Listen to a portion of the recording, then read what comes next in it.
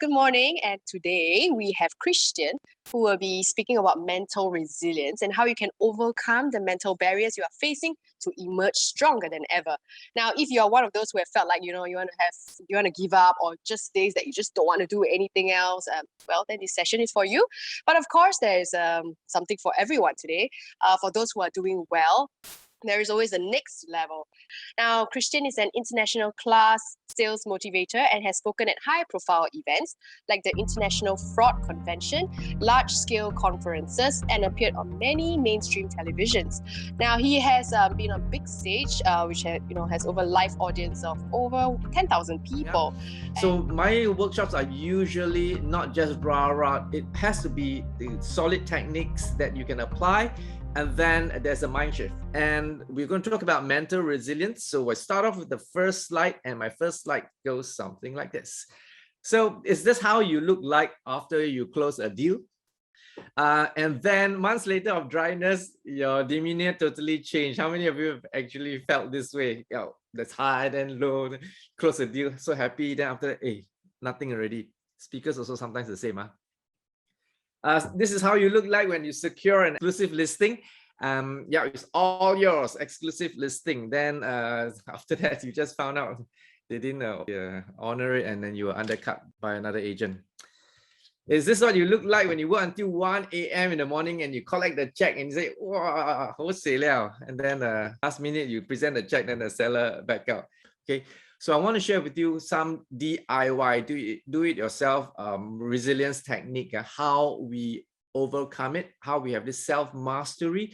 These are the techniques that if you face such situation, you know how to just bounce back. When you see such articles, are you motivated or are you demoralized? If you were not involved, you didn't get any part of the pie, do you feel motivated because you say, wow, things are looking up?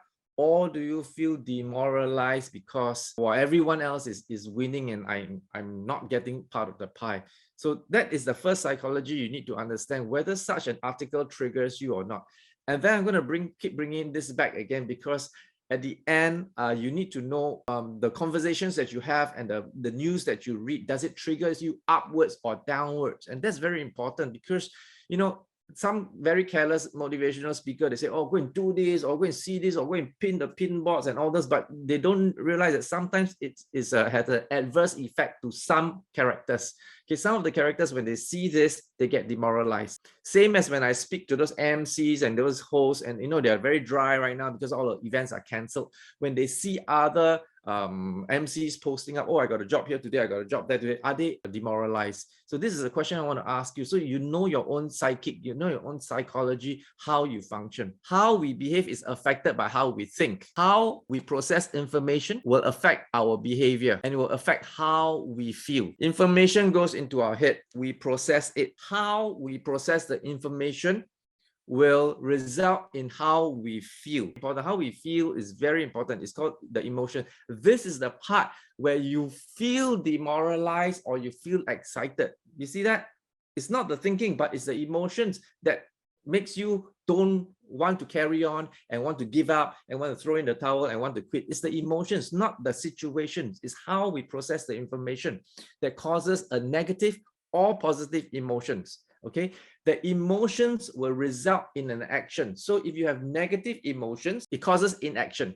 If you feel motivated, you feel excited, then you feel like, oh, I want to go out, I want to chiong. How you process the information results in how you feel. How you feel will result in your action, whether you go out and sell or you don't go out and sell. And your action results in the outcome. Because any company who asks me to do any job, especially motivating salespeople or demoralized production staff or management staff, they say, I want the outcome. They always want the outcome. Okay, I say they want higher productivity, they want higher sales. I handle this first. Okay, what is the climate in the office? They say, oh, negative climate or positive climate. What happened? How are they processing the information?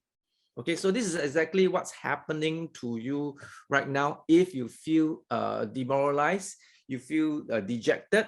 Why? Because you took an incident, a rejection, you took data, you feed in your mind process it in a negative way, that made you feel negative, then everything else became negative.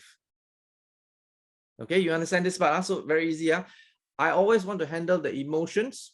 So same reason, if you all have a spouse, a husband and wife, or girlfriend, boyfriend, when you all quarrel, you are in negative emotions. Okay, angry, frustrated, so you're yelling, I'm shouting. Okay, logic flies out of the window when you're emotional. When you're not emotional, you're neutral. You got no emotion. Okay, neutral. You think, you rationalize things in a logical way. But when you're emotional, you don't think, you feel. So when you feel, you're so angry, what do? You do things like, I will divorce you, I want to take the baby, I'll throw a television set downstairs. Those are emotions. When you are emotional, there's no rationale. So when you're emotional, don't try to explain to your spouse. When both are emotional, handle the emotion first. When everybody calms down and everybody is positive, they are easier to rationalize. So one day I was speaking at a SAF ROD seminar. That means these guys were going to leave the army already. So I was talking about careers and how how you can be a millionaire before 30 and so on. And they were very, very excited. But one guy came to me and he said, he put his hands in his pocket and in a very arrogant way, he said, Mr. Chua, what you teach is not as simple as you think. Everything's so simple. Everybody millionaire already. So, how he processed the information, and then he felt negative about it. He slanted towards the negative side, and he said that to me. I looked at him and I said, how you feel doesn't change the real situation out there. Okay, so 99 people feel that that is very optimistic out there. One person you feel that is very negative out there. How 99 people feel and how one person feels never really change the actual situation out there. It just changes you. When you feel that way, you feel that there's no opportunity. When they feel it's positive, they feel there's opportunity. So what will happen? You are not going to take action. They are going to take action. So I just need you to understand this. So when you understand this concept and when you apply it later on, you will realize how you feel never change the situation. But those people who are achieving and keep going out there, they feel positive, and they go out there. Okay, so how you feel never change the situation, it just changes you. Tip number 2, successful people do what they have to do, whether they are in the mood or not. Conscientiousness is when they know the consequence of action and they know the consequence of non-action, which means if they do, they get, they don't do, they have some adverse results. Okay, so successful people do what they have to do, whether they are in the mood or not.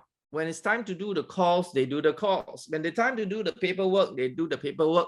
They do not entertain their mood. For me as a speaker, I live by one mantra, and being professional is being at my best, whether I'm in the mood or not. So what I want to share with you is this thing called boxing up the emotions. That's me with Dr. Sheikh Muszaphar. That is stated there.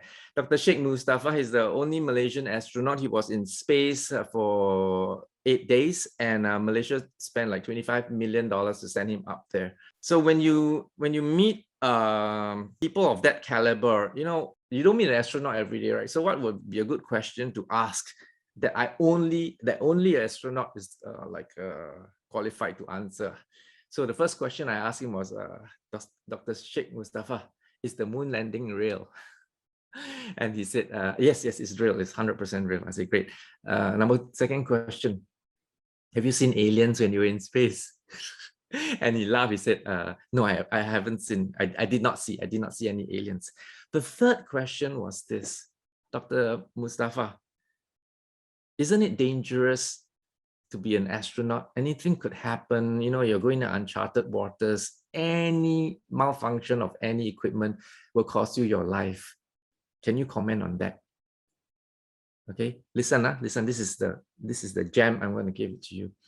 He said, Chris, when I decided to be an astronaut, I don't turn back. I don't think about it anymore. When we launched into space, I leave my fear and worry back on earth. I box it up, I keep it there. Because fear does me nothing but immobilizes me, and I cannot carry out my mission. That means, he says, your emotions can be boxed up and not entertained. If you entertained your emotions like fear, you cannot do your work.